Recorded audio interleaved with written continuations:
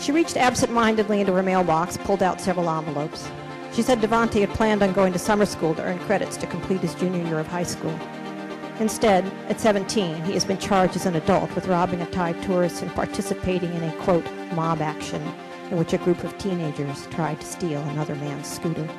Good evening. I am Cheryl Corley, past president of the Association for Women Journalists, also a reporter at National Public Radio. And tonight, I think we are in for a very special treat. We have with us a woman with, well, you know, when I open up the Chicago Tribune and I see a Mary Schmich column, I know that either I'm about to be reading something that's very thought-provoking or very insightful or entertaining, and most often it's all three. So Mary has been with the Chicago Tribune since 1985, started writing her column in 1992, and except for a year off to attend Harvard on a fellowship, she's been writing that column ever since. And in addition to her column that for many... That explains the deep lines in my face. In addition to her column for many years, she wrote the Brenda Starr comic strip.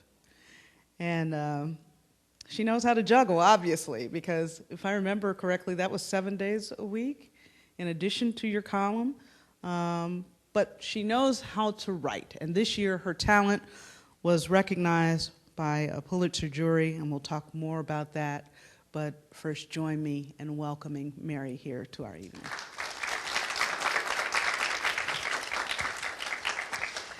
You know, Mary, when a person wins a huge award like the Pulitzer, you know, from then on, they're known as Pulitzer Award winner Mary Schmich.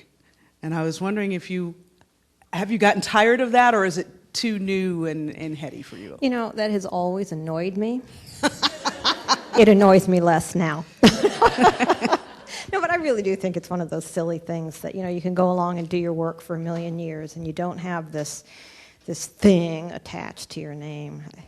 I was remembering from my brief study of ancient Greek in college, is the term a Homeric epithet, right? Where, you know, and if you read ancient Homer, it would always be like the brown-haired Cynthia Dozykis, you know, and there would always be some adjective that came attached to the name. And when you win a Pulitzer, it's like that, the Pulitzer Prize winning X, Y, whoever.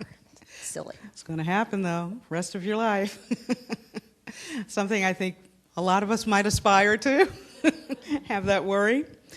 You know, when Gwendolyn Brooks was still alive, I interviewed her and I went to one of her classes, and she was teaching at Chicago State University.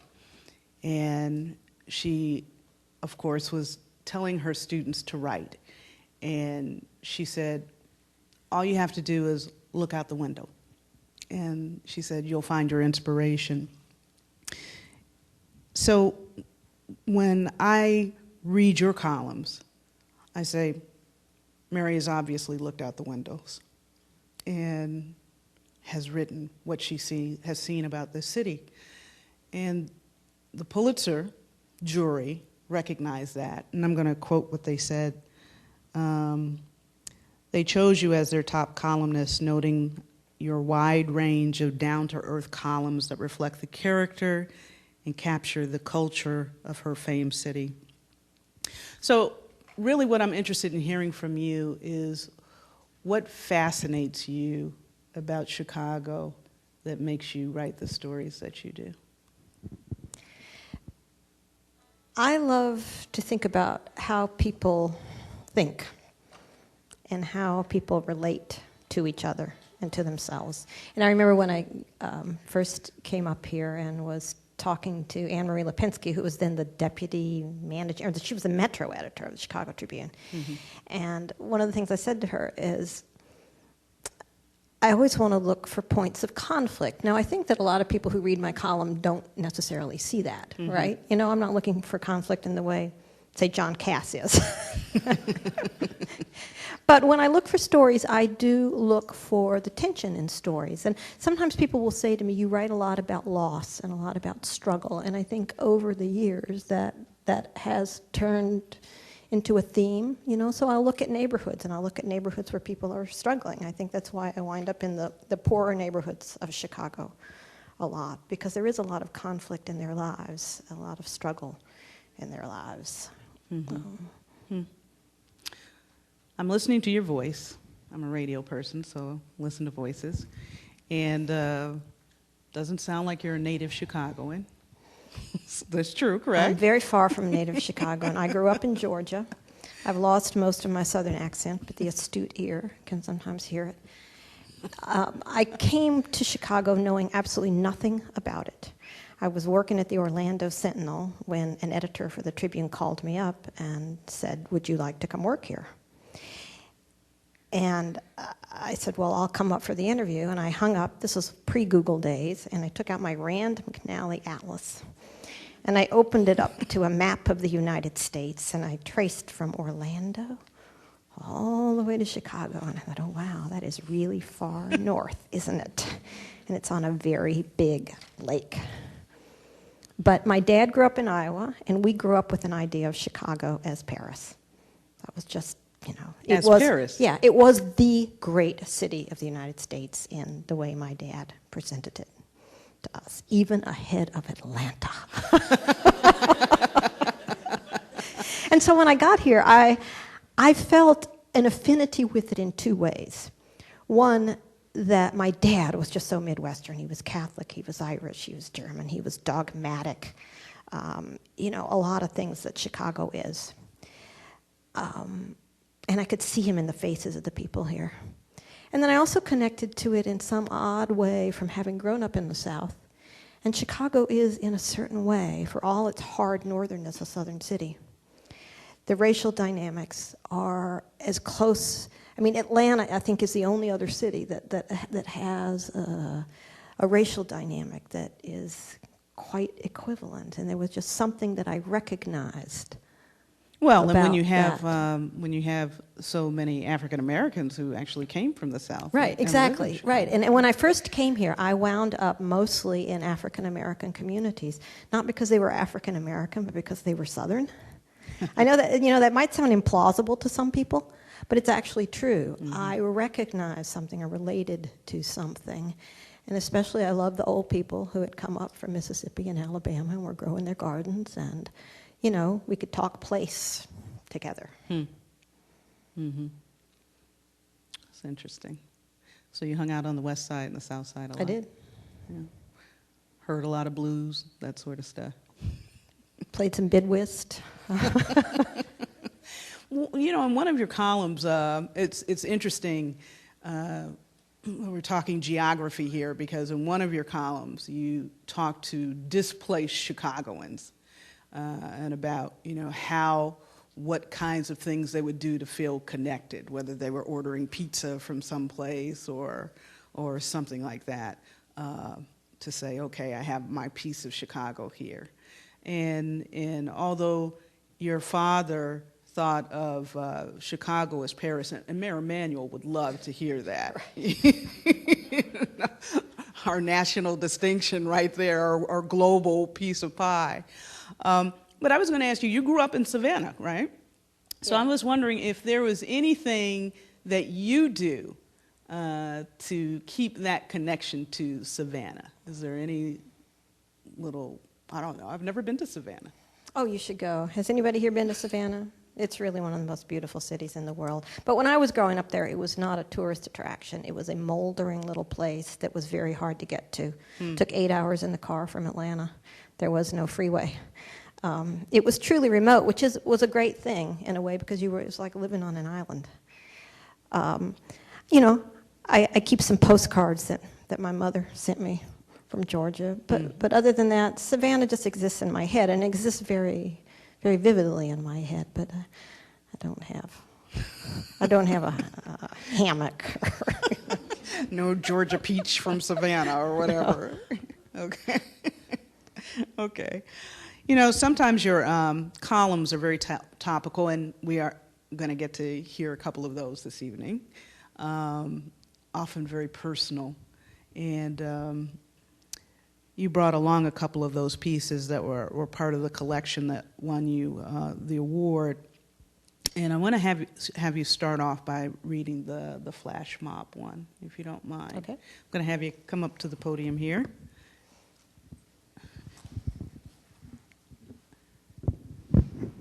Can I tell a quick story about where this column came from?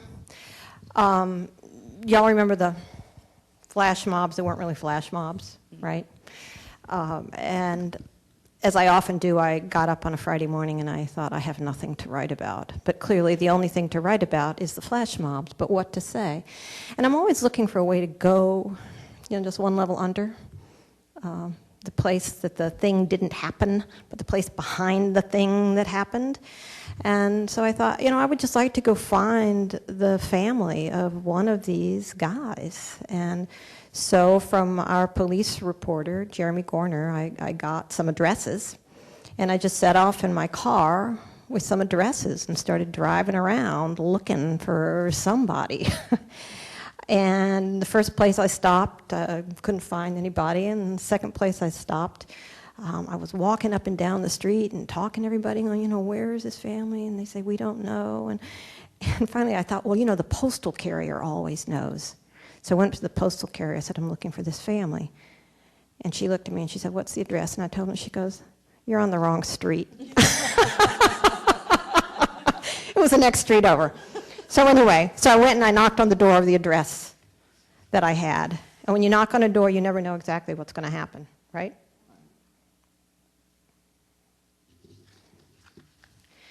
The woman answered my knock by opening the door a crack. She was neatly dressed in blue jeans and a blue shirt. Was this Devontae Sykes' home? Was there someone I could talk to about what happened Saturday night? I'm his mother, she said, warily. It was Friday, midday, not quite a week since Tanya Rush's son was arrested. He and 4 other teenage boys were charged with mugging 5 people in an affluent touristed part of downtown Chicago. She didn't want to talk, but said she would, outside, on the stoop of her 2-story graystone duplex. Had Devontae been in trouble before? No, she said, never. He's a pretty good kid. She reached absent-mindedly into her mailbox, pulled out several envelopes. She said Devontae had planned on going to summer school to earn credits to complete his junior year of high school. Instead, at 17, he has been charged as an adult with robbing a Thai tourist and participating in a, quote, mob action in which a group of teenagers tried to steal another man's scooter. Now, she said, we're going to throw the book at him, going to use him as an example. But what he's accused of doing is really bad, right? When I asked, she didn't hesitate. Yes, it is. Absolutely. If he did it, he needs to be punished. But how it's blown up is not making it any better. Nearby, the Inglewood neighborhood was humming with young men. They clustered at the bus stop, next to cars, outside Stewart's cut-rate liquors. A couple of guys played a game of quarters, tossing coins on the sidewalk, aiming at the cracks. But Rush's block, which has houses on only one side, faced elevated metro tracks, was quiet except when a train roared by. She said that since she had moved from Hyde Park because it was all that she could afford, the neighborhood has gotten worse. I can walk to the bus stop and hear gunshots, she said. People getting murdered, drive-bys every day. After her son's bond hearing, she told a reporter that his $250,000 bail wouldn't have been so high if he'd committed crimes on the south or west sides. Her remark ignited outrage. She holds to her opinion. Politics, money, race, she said when I asked why she thought this case was so big. Pick any one of them. New police chief, new mayor. They're going to make sure they're setting an example for everybody. Rush was polite, but short on details. She said she works part-time. She said she'd never heard of the 2 other teenagers charged as adults with her son. She said his father had seen him since the arrest. What would she like to say to Devontae in jail? That I got his back 100%. I'm here for my son. I'm not here for the media, nor anybody else. Then from her handful of mail, she picked up a postcard. She flipped it over, flipped it back. "How did they get this address?" she said. She passed it to me. The card, handwritten to her son, used a racial slur. "You and the other niggers don't seem to be able to quit acting like niggers. Hopefully they will now put all you niggers away." "I have no comment on this," she said. Her voice stayed level. She walked back inside and closed the door. I still get upset about this. The marauders who beat 5 people in downtown Chicago last Saturday did something very bad. They hurt those individuals, and they hurt the city. But let's save some righteous anger for the unseen assaults that happen in Chicago every day.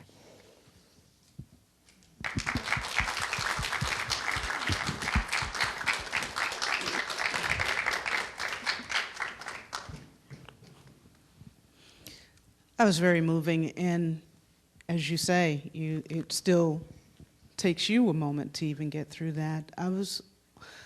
How difficult is it for you when you go to talk to these people that are, telling you these kind of wrenching stories? How do you get through their stories? Well, I think every reporter in this room knows that you can exist on 2 tracks at once. There's part of you that's responding as a human being, and part of you that is just getting the story. That's just what it takes to do the work that we do. Were you surprised she talked to you? No, I always assume somebody's going to talk to me. I'm always surprised when they don't. It's like, what's wrong with you? But it is a very tense situation. Again, we've all been in this situation where it's clear that somebody doesn't really want to talk to you, but is going to talk to you anyway, and you are there to take something from them, and especially if they already feel aggrieved, rightly or wrongly, they already feel that people who do what you do have come in and not been fair to them. And if it's in Inglewood, I don't worry terribly about going to Inglewood, but you're standing there with somebody who says, "I hear gunshots every day and people getting murdered around me," and the guys at the Stewart's Cut Rate Liquors are drinking, and all it takes is one person who just doesn't want you there for something to go bad.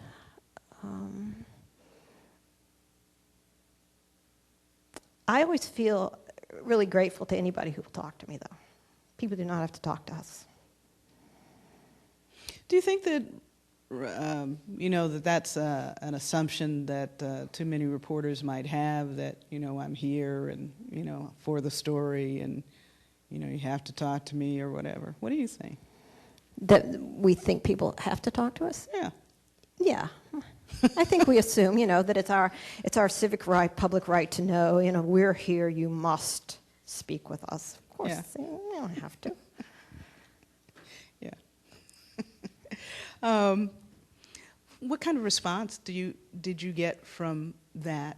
And do you pay attention to, like email or phone calls, or how does it work for you? Do people There's respond no to your way calls? to avoid response. I mean, the floodgates are open all the time now. There's the sewage floodgates and the comment boards.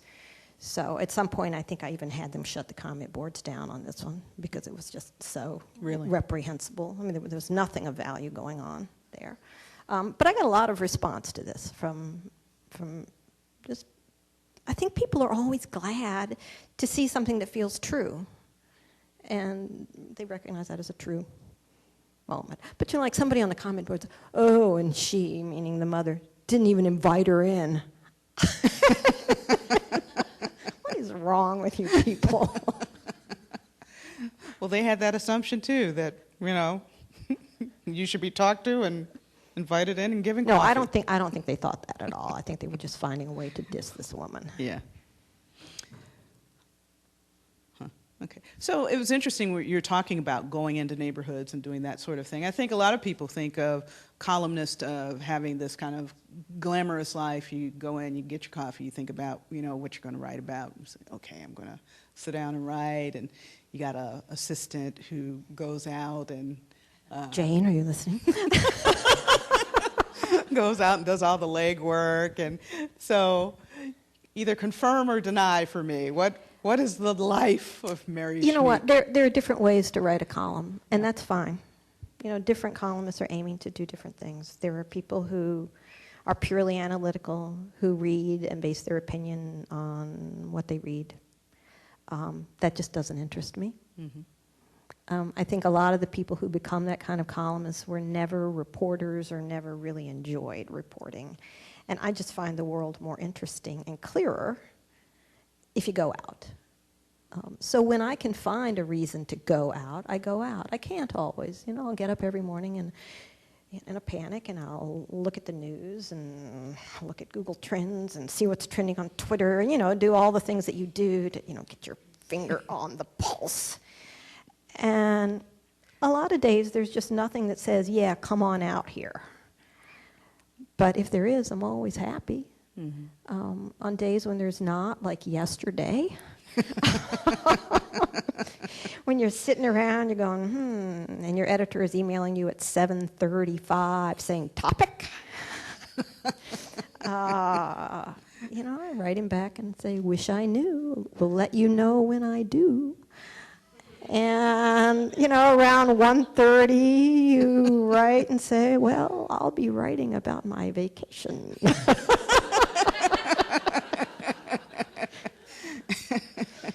So, there is no typical day. The only constant in the days, the 3 days I have deadlines, is the dread. Never goes away? No, never goes away. Okay. And it's, it's there on the days I don't have deadlines, but it's a slightly milder version of it. Do you ever take suggestions from readers and those become columns? Yeah. Most of the things that people suggest to me do not become columns because most people don't understand what it either takes to put a column together or what a column needs to do in order to be a column. Mm-hmm. What does it need to do? Let's get back to that question. It needs to do several things. More than anything, I think it needs to have a voice, a discernible, clear voice that is your voice, which, can take a variety of forms. But I think the column I did before this one was just a mild-mannered little feature, but I loved it. This guy wrote me, and he said, there's this woman who runs the Popeyes at 74th and Stony Island. And, he said, I own it, but I just want to tell you about her. I want to tell you the amazing story of how this was the worst Popeyes in the world. Rats, garbage, the city shut it down. Everything was wrong with this. And it went into bankruptcy, and I bought it. And, Betty and her team just turned this place around. And it was all because I bought them some new fryers and, cleaned the place up and got the garbage collected. I gave them what they needed to do the job. And now they just won the Popeyes Gold Plate Award. Now, that, to me, is a great story. And it's hard to explain to a lot of people why that's a story and why the story about their good program that's doing good works is not a column. It has really to do with a narrative arc. Somebody went through something. Somebody struggled. There was a beginning, a middle, and an end. Mm-hmm. I want you to know I read that column, and I told all my friends to go to 74th and Stony Island, so pick up some Popeyes, Even if they didn't like fast food, I said, go support her. She got $10,000. That's great. So, wants to go on a spa vacation. Right. You write prose, but your work is very poetic. And I was wondering if there was a secret poet someplace in there. Do you write poetry at all? I don't write serious poetry. I occasionally write what I call doggerel in my column. I do have a natural, and I think maybe this has to do with growing up in the South, or playing music. I mean, who knows where stuff comes from, but I do have a natural ability to rhyme. It feels really weird. You know, sometimes I write these pieces of doggerel in my column, and readers are like, "Oh my God, that must have taken you weeks to write." I think, "Ooh, don't tell my editors," but it actually took me 2 hours. You know? School and cool, rule. I mean, they all. And when you get a good one like spinach and kucinich, I mean, you're really having a good day. A manual and I'm gonna have to work on that. Yeah. Ramen bomb is easier. Ramen bomb. Okay, I get it. Well, why don't you grace us with another one, another selection? Okay.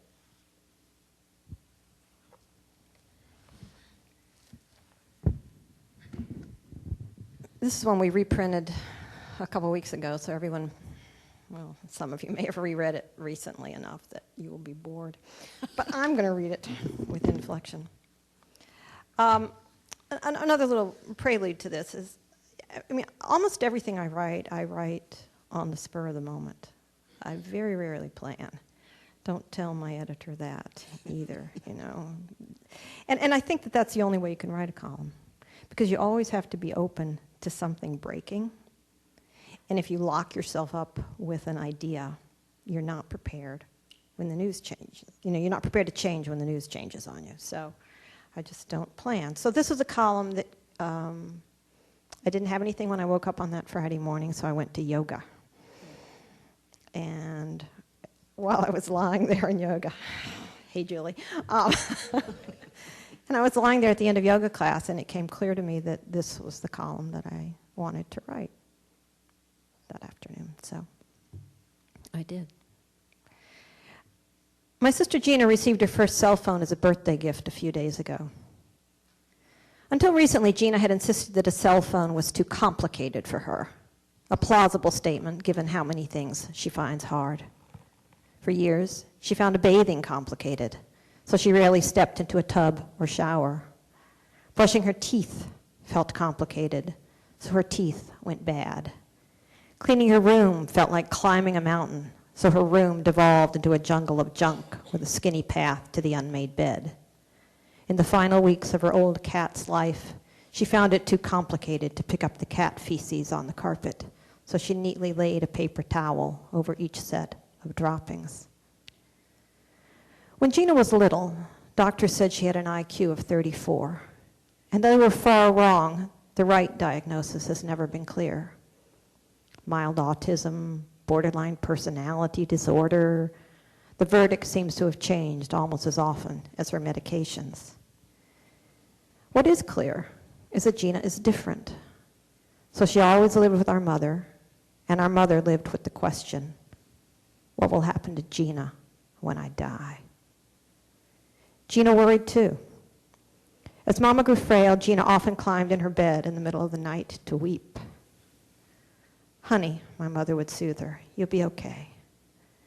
And my siblings and I, unconvinced, told our mother we'd make sure she was. In the months leading up to my mother's death, Gina began to change. She calmed down, some. She took pride in making Mother's morning coffee. When one of my brothers or I bathed our mother, Gina held the towels. When we'd lift Mother off the portable commode next to the sofa where she slept, Gina was quick to say, I'll empty it. But after Mama died, we braced for Gina's familiar rages. We talked about how to handle her when she burst into shrieks at the memorial. On the morning of the service, she found me while I washed my face. Do you think, she began, do you think it would be okay if I don't go? I just think the best way for me to honor Mom today is to take a shower and brush my teeth and go out on the bus. And that's what she did. With clean hair and new brown capris and shin-high socks from Target, she rode the bus from store to store that day, along a route she rides for hours almost every day just for fun. She visited with clerks and pharmacists she considers her best friends, telling them her mom was gone. Mom would be proud of me for being independent, she said when she got back. In the years since, Gina has lived alone next to one of our brothers. She has given up soft drinks after years of a dozen a day. She has gone to the dentist, and her teeth, minus several that had to be pulled, are white again. She showers. And now, thanks to two brothers, she is a modern woman with a cell phone. I called her on it last week. I'm doing a lot of things I never thought I'd be doing, she said with a big laugh. Living alone and a cell phone.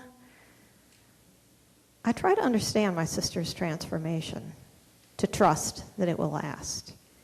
It's one of the most mysterious and beautiful things I've ever witnessed, though maybe it's no more complex than this. When your greatest fear comes to pass and you survive, you discover who you really are.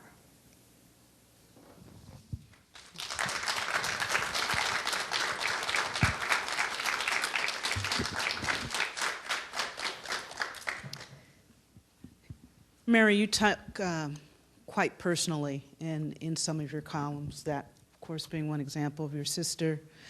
And I remember another recent one you wrote about your mother appearing to you in a dream, first time she had done that since she had died. And as a reader, you get to know, I think, what you talked about, a person's voice, and we get to know your voice and how you write. And I think that, you know, in lots of ways, we feel, because of how you write, that we know you. So I was wondering, when you write a column, and it's a personal issue, is there anything that you say, okay, that's too much. That's too much of me in this column. I can't do that. So where do you kind of draw the line? It's instinctive. I'm always aware when I write personally that it needs to be something that will connect with other people. And that's, you know, that's a difficult thing to quite articulate, but I know it when I read it. Mm-hmm. You know, sometimes people write personally, and, you know, maybe people feel I do this too, but there's a way of writing personally which is just about you, and there's a way of writing personally which brings other people in, which makes them think about their own lives. And when I write personally, it's almost never actually about me. I mean, when I write about my sister, that's about my sister. And when I write about my mother, I mean, that was somewhat more about me, but I got at least 200 emails on that from people going, oh yeah, my mom came to visit me after she died, or I'm waiting for my mother to come visit me. And, you know, I just, especially from doing this for a long time, I'm aware that there are certain topics, like if I write about my elderly mother, everybody with an elderly mother knows that's about them too. You actually read very little about me in my column. I think people don't quite see that, but you don't know anything about me. You know about my mother, you know about my sister, you know about my father. And that's because those are the stories that I want to tell, that I think are applicable. And that I never want to write so personally that I can't then write all the other things that I want to write in the column. Mm-hmm. You want to keep enough remove that when you do have something to say about Rahm Emanuel, people aren't thinking, oh, that screwed up woman? Are you kidding? How can she tell us something? Right, exactly. Well, a little bit about you. You come from a large family. I do. How many brothers and sisters? I have 7 younger siblings. So 8. Did you guys get along? Oh, do 8 people locked in a cage get along? I mean, I was the oldest, and then I had 5 brothers right underneath me. We are all terrific friends now, but we fought. Boys fight, for one thing. That's just what boys do. And if you're surrounded by boys, you have 2 options, and I alternated between just being by myself, locking myself away, and getting in the brawl. So they taught you how to fight, too, I would imagine. They did. And they always told me I fought like a girl, though. I pinched and scratched and spit. Well, in your column, you taught, in the one I read about your mom, you talked about how you played the mandolin. You play the mandolin. Yeah, started after my mother died. Okay. And you play the piano as well. So was your family musical, or was this something that, that was part of the family culture, or something you picked up, or how did that work? My mother was musical, fantastically musical, brilliant piano player who was way better than I am, and who let that slide for many, many years while she raised her 8 children. And she just told me when I was young, she goes, you learn to play the piano, and it will be your best friend for life. It's true. You play a lot, then? I play enough, I'm not great. I'm sloppy, but... Have a piano at home? I do. Okay. All right. Well, in the booth there, I want to talk to the engineer in the booth for just a moment, because I want everybody to maybe just close your eyes, and we're about to hear something.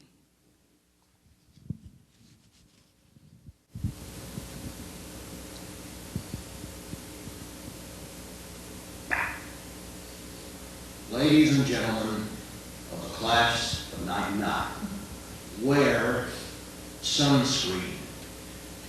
If I could offer you only one tip for the future, sunscreen would be it. The long-term benefits of sunscreen would be improved by scientists, whereas the rest of my advice has no basis more reliable than my own meandering experience. I will dispense this advice now.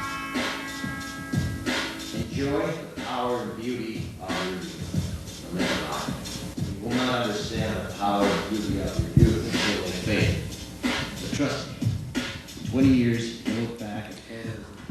Now, just in case you don't know, that's a hit song. That became a hit song. That was a column that you wrote, called Wear Sunscreen? It wasn't called Wear Sunscreen at Microphone. the time. Oh, it wasn't called Wear Sunscreen at the time. It was just a little newspaper column, another Friday afternoon idea in a panic. What am I going to write about? I'm walking to work. I'm looking at the lake. There's a young woman sunbathing, and I'm thinking, oh, she should really be wearing sunscreen, because I didn't. Well, this was a fake commencement speech, correct? Right. And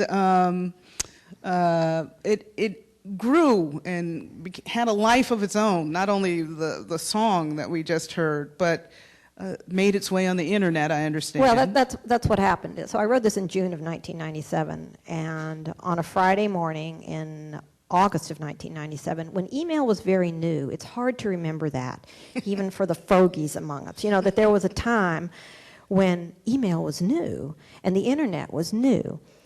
So I got some emails from people saying, something weird just happened to me. So I got like 5 emails on the same morning saying, I just got in my email a copy of Kurt Vonnegut's graduation address at MIT, but I remember reading this in your column. So what's going on? And then when one guy wrote me and it says, it looks like you plagiarized Kurt Vonnegut, I went into full panic mode. And I sat there, talk about closing your eyes. I closed my eyes and I thought, okay, Mary, now retrace your thought process on this. Did you write this? Did you steal this? You hear about how, plagiarists go into black holes and they don't remember what happened. And So I thought, no, I clearly remember I was walking to work. I emailed my friend Sharman Stein and said, I'm going to do a fake graduation address. Do you have anything you think I should add? You know, and she said, yeah, you should say something about being nice to your siblings. So I remember this thought process. Again, Friday afternoon, I get to work, and I thought, oh, I got to solve it. I got to clear the air on this right now. Because as the day progressed, I started getting more and more calls and emails from people going, this is weird. Did you steal this from Kurt Vonnegut? Or did he steal it from you? What's going on? Because it always has to be somebody stealing, right? There's got to be a scandal. So I called MIT and I said, this is who I am. And the woman started to laugh. She goes, oh my God, that's where this came from. She goes, we keep having people calling up wanting to know about our graduation speech, and we tell them Kurt Vonnegut didn't give the address. Kofi Annan gave the address. And he's from Africa, and he didn't tell him to wear sunscreen. Right, exactly. So then I'm thinking, okay, I've got to find Kurt Vonnegut. So I called this book critic in LA that I knew was working on some book about Kurt Vonnegut, and I said, I'm Mary Schmich. And then he said, oh, you wrote that thing. I've been wondering who wrote that thing. And publicists in August in New York are all out of town. Finally, my old colleague Lisa Anderson had a home phone number for Kurt. And I called him up, and he picked up his phone, and I said, my name is Mary Schmich. I write for the Chicago Tribune. We have a little problem. And he said, oh, you wrote that thing. He said, I've been getting calls from women's magazines who want to reprint it. He goes, my wife called me and said, Kurt, honey, I didn't know you gave the graduation address at MIT. So anyway, I wrote that. Cleared that up. But one of the people who got it in his email at the time was an assistant to Baz Luhrmann, who is a movie director and uses a lot of music. And Baz was trying to reach Kurt so that he could put these words over some music he'd used in William Shakespeare's Romeo and Juliet. And then they then figured out that Kurt didn't write it, and they came to me, and then he made a CD out of it that sold 1.5 million copies. Wow. See, for a non-singer, what you can do. And I get emails every single day, about this. It has this incredible life out on Twitter and the internet. It was on Billboard. Yeah. Everything. Yeah, but I call it the column that will not die, and that's okay, but it's weird. You get royalties? Not so much, and now it's out there I did get royalties, mm-hmm. but now it's out there in 1 million versions on YouTube, and anybody can find it for free now. You need to pay. Well, we are celebrating you because of your Pulitzer win, but there are many who admire you for your work on a comic strip. And, well, first off, let me backtrack a little bit, because, you've written a column now for many years. Did you ever think that you were going to be a columnist? I mean, was that an aspiration of yours? No, I thought I would be a novelist. When you're young and you think you want to write, isn't that what you want to be, right? Oh, you're going to be the novelist, you're going to live in the garret, whatever. All right, so then part two is, did you ever think that you were going to be a comic strip writer? Never. That's the kind of thing that never, ever, ever crosses your mind. Who grows up thinking, oh, I'm going to write a comic strip? Did you ever read Brenda Starr? I did read Brenda Starr growing up. Every girl of my generation read Brenda Starr growing up. The comics were an all-male domain. There was Blondie, a housewife. There was Nancy, a weirdo. And there was Brenda Starr, who was gorgeous and sexy, had a job, had men trailing after her. It's all very mysterious and exciting.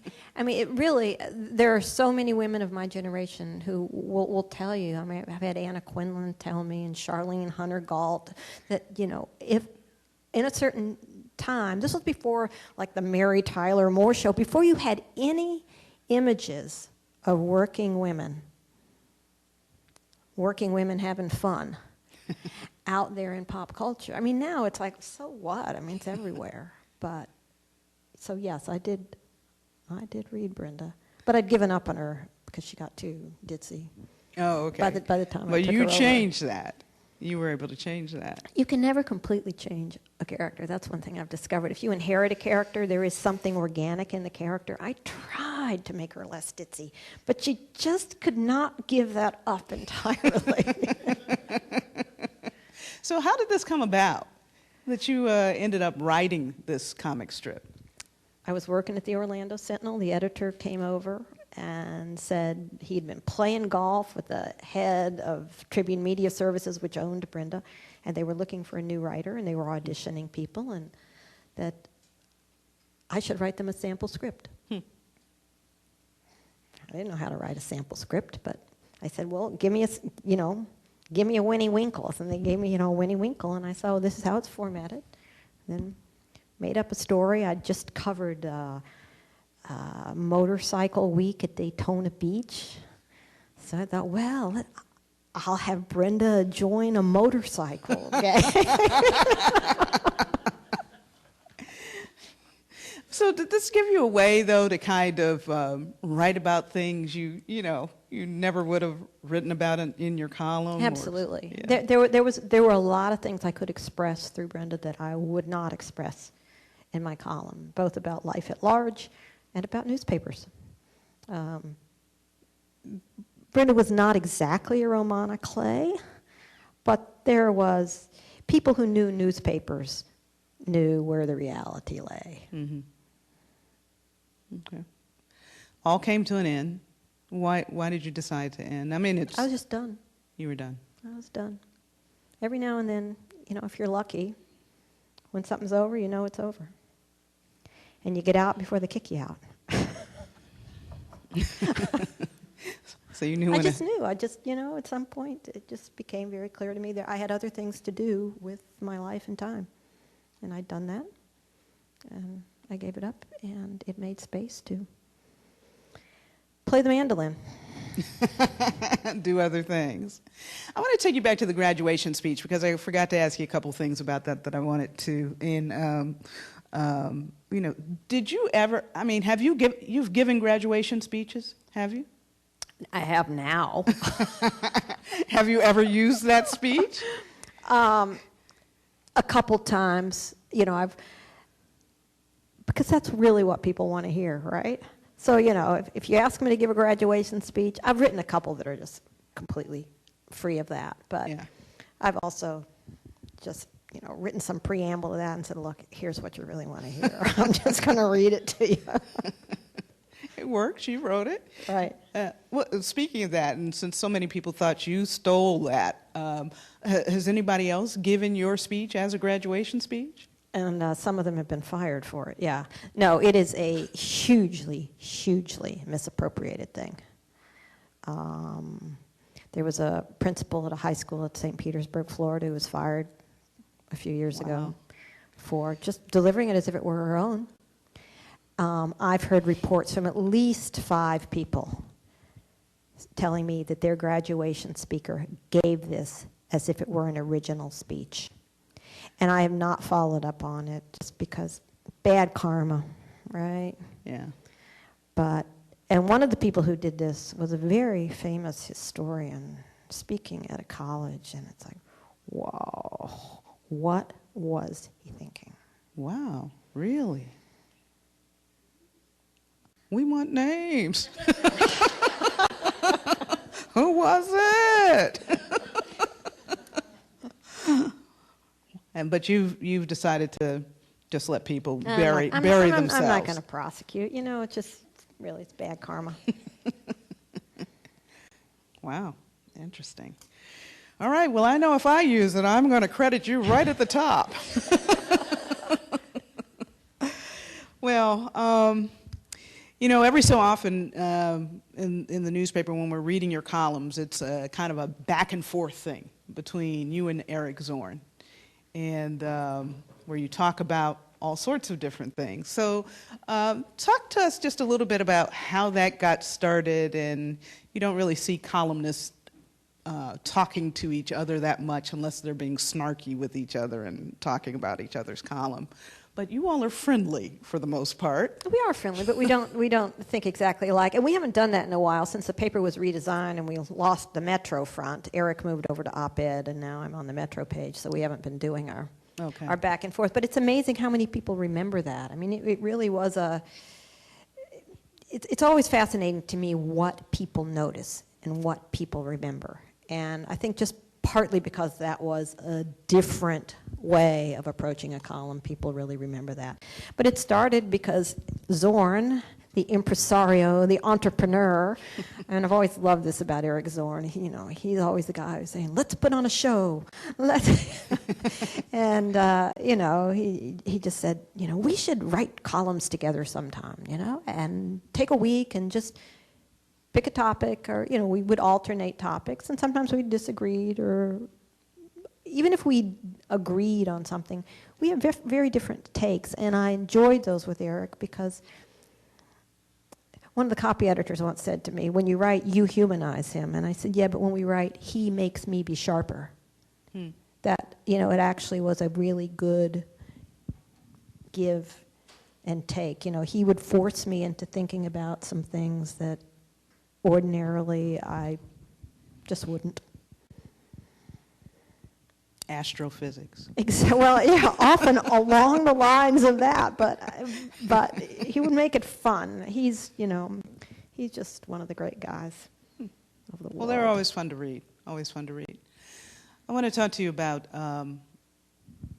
We talked briefly ahead of time, and you told me that this was not a column but a feature. In February of 2005, the world changed for a federal judge here in Chicago, U.S. District Judge Joan Lefkoe, when we learned after her that her mother and her husband had been killed in her home. I remember that night because I was driving home and saw the police cars and stopped and waited to find out myself what had happened there.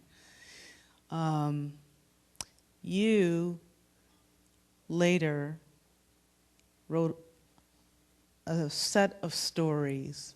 It was actually just one very long story. Okay, about the judge and her family. What made you want to do that? Actually, my editor asked me if I would approach her and see if she would talk to me, and we didn't know for exactly what. I mean, the initial question was just, will she talk? And I was very hesitant to ask her because I don't know how many of you were here when this happened, but Joan Lefkoe is a federal judge, and she came home one evening in February to discover her mother and her husband dead, murdered, in her basement. And of course, no one knew who had done this or why. The whole town was on terror alert. Was somebody after federal judges in general? Was somebody after Joan Lefkoe? Was somebody after her mother and her husband? Nobody knew. There were white supremacist groups who had threatened Joan's life. So, she was immediately whisked into hiding, and this manhunt went on for the killer, which lasted for days. So, knowing that this was one of the worst things that could ever happen to anyone. I mean, can you imagine you walk home on an average night and your mother and your husband have been killed? I was very hesitant to approach her on this because it was actually a turning point in my life as a reporter, I think, in an understanding of first, do no harm. And there are many different kinds of stories, I understand, but it made me aware in a deeper way than I had ever been before, the way we hold people's lives in our hands. So, I waited a while, and finally I called her, and we met to talk about the possibility. And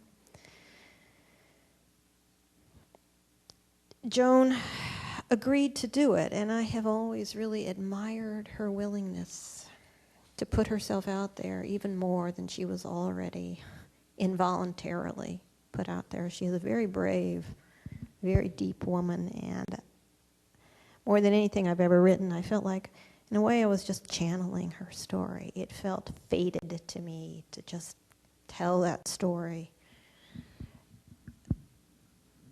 It was her story. I really feel like she gets the credit for writing that story. I wouldn't say that about everything I write, but I do feel that with this. You're a finalist with the Pulitzer for that feature. It's interesting what you say, though, about how it sort of changed you as a journalist and a writer. I thought, and I was going to ask you, did you just feel like an awesome, I guess, sense of responsibility that you had to, tell her story and to be careful with her story? Huge. I mean, the idea that a story that I would write, that the Tribune would publish, would do an iota more of harm, cause an ounce more of pain.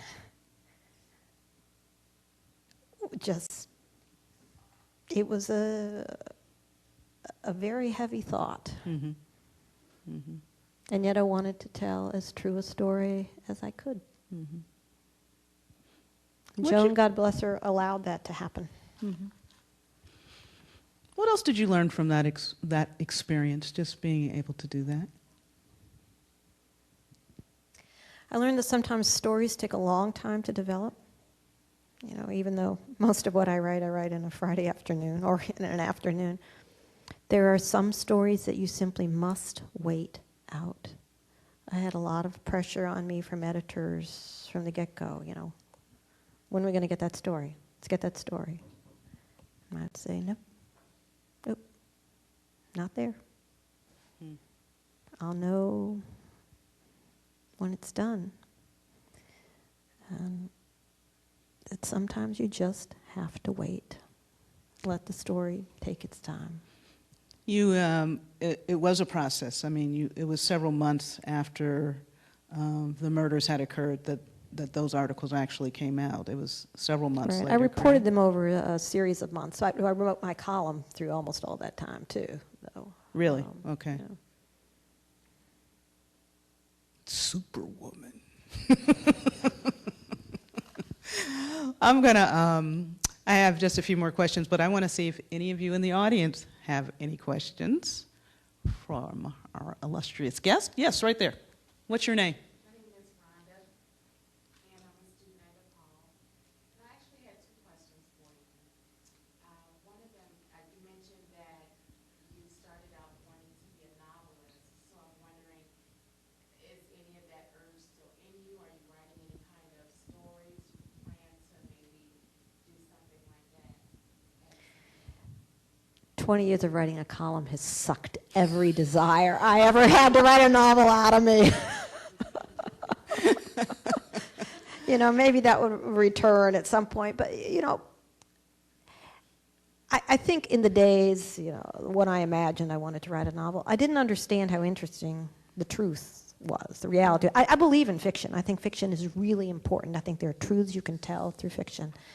But I didn't know how much I would love just going out and actually talking to people. And I also think I recognize something in myself, that I need a deadline. I just need the whip. That if I had been left to my devices as a novelist, I'd still have a lot of paper in a drawer and nothing with my name on it. So, writing in different ways, it's for different temperaments. And it's not always obvious what your temperament is. I would have thought my temperament was something other than journalistic, and turns out it's not. My other question, you started in Orlando, and I'm wondering, when you started this journey to writing a column, was this your intention? Did you know, like, what direction it was going to take, or, you know, were you just intending to maybe do a certain thing and turn into something else? I actually started a little paper in Palo Alto, California, and then I went to Orlando. And I wrote a once-a-week column there, but I also did, wrote features and news stories as well.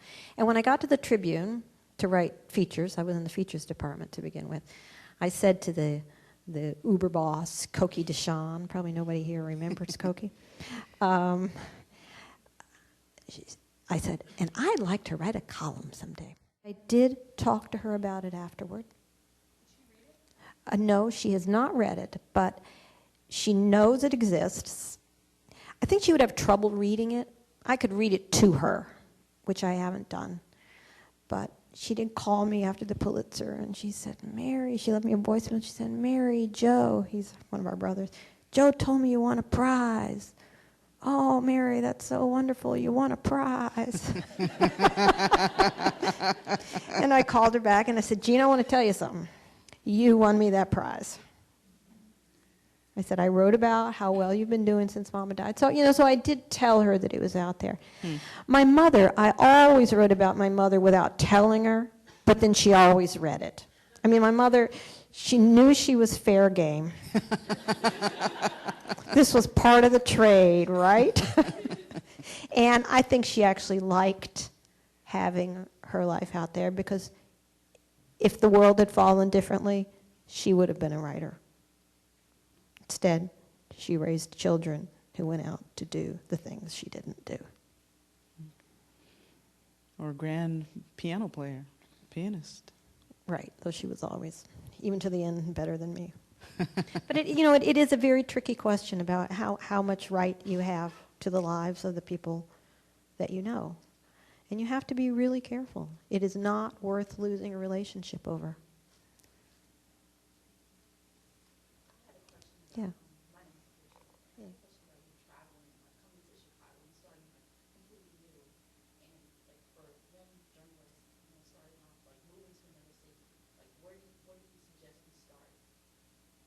It's really just one story at a time. You can try to get some big picture and figure out the big plan for how you're going to do it. One story at a time. And a lot of stories. I think that's how you begin to know where you're living and what you might want to write about in a larger sense. So you take the assignments that you get given, and you may think you're better than those assignments, but no. I have to cover the Cupertino Planning Commission again. Does that answer your question? You first, and then you.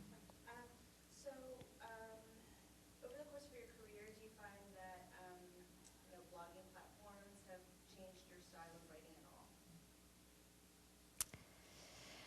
I don't blog, and I very intentionally don't blog. When blogs first came into vogue, and Eric Zorn, for example, started to blog, and a number of other columnists started to blog, I just made a decision. That is not where my skill lies. That is not where my interest lies.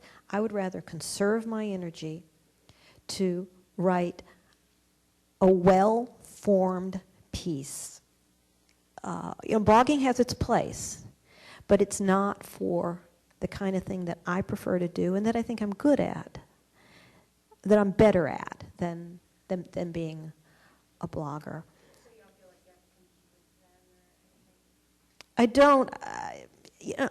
Blogs are a funny thing. I still think we don't know what blogs are, what blogs do, and it's such a big lump sum of a word that there's some blogs that are very viable, but most blogs nobody reads. I still think it's a pretty good gig to have a column. in the Chicago Tribune. Still better than to have a blog for the most part. Is that changing? You tell us. You had a question. I'm going to repeat your question after you say it just for audio purposes, but go ahead. I have two questions for you. Oh, two. One is, so I can just imagine that the first story that you read is one of many overwhelming emotional experiences that you've had in your career. So how do you stay sane and how do you still maintain the passion to still go out there and share other stories? So- I know you said it's important to maintain a two-way track. Do you ever feel like that's like almost like a cowardly way out, like saying that's your problem? I'm not going to be a part of that. I'm not sure I understand the second part of your question there. So like the two-way track, when you said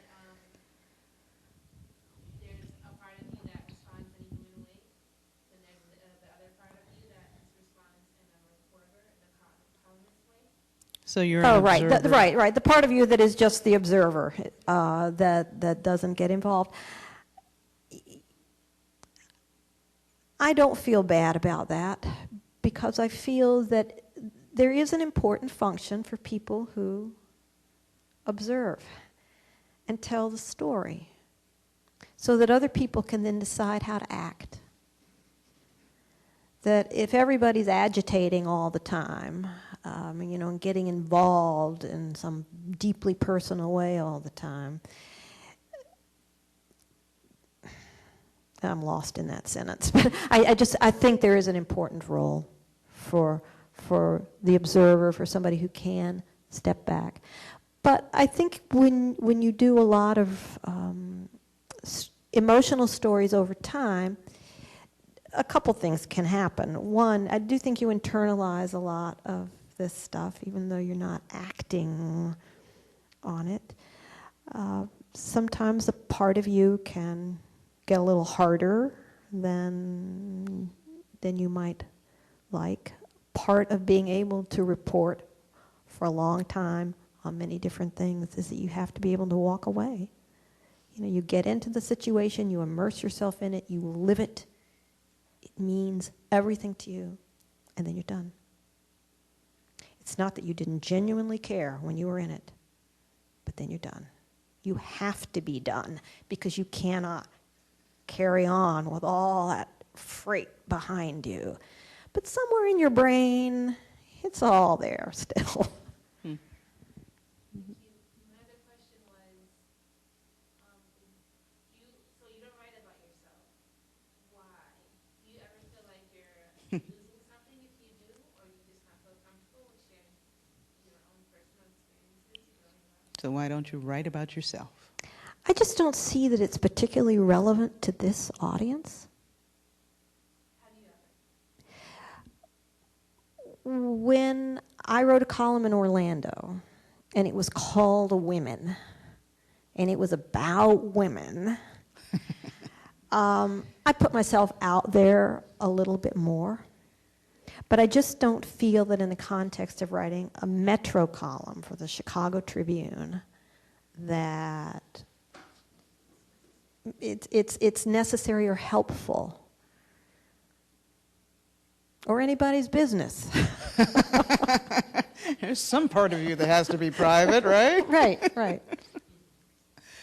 I want to ask you, you have been up for a Pulitzer 3 times. Once for feature writing for the Joan Lefkoe feature, for commentary last year. And then on April 16th, 2012, the announcement came, Mary Schmich, you have won. So what was that? 3rd time as a charm? How did you feel when it came?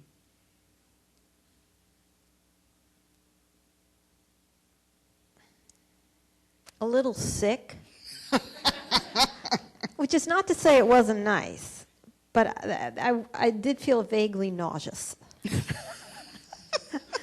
He said, bring me the Pepto-Bismol. I felt a lot of you know, it's like, oh man, now there's going to be a lot of activity.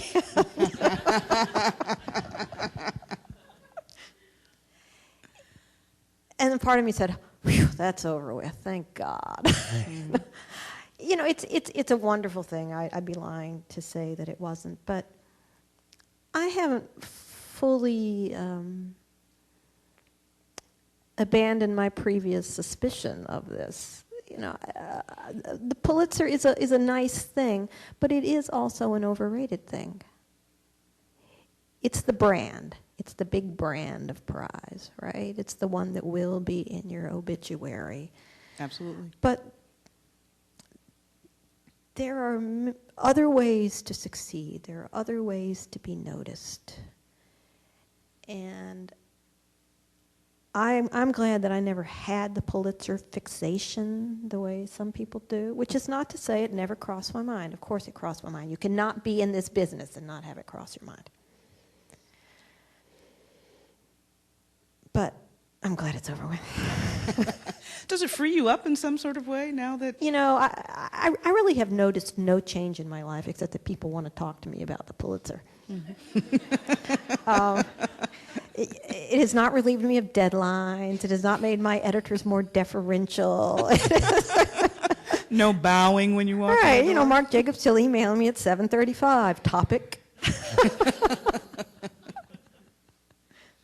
And then, you know, other people, a lot of people have to tell you stories about, oh, the people whose lives were doomed by their Pulitzer Prize. Oh, and he never wrote again.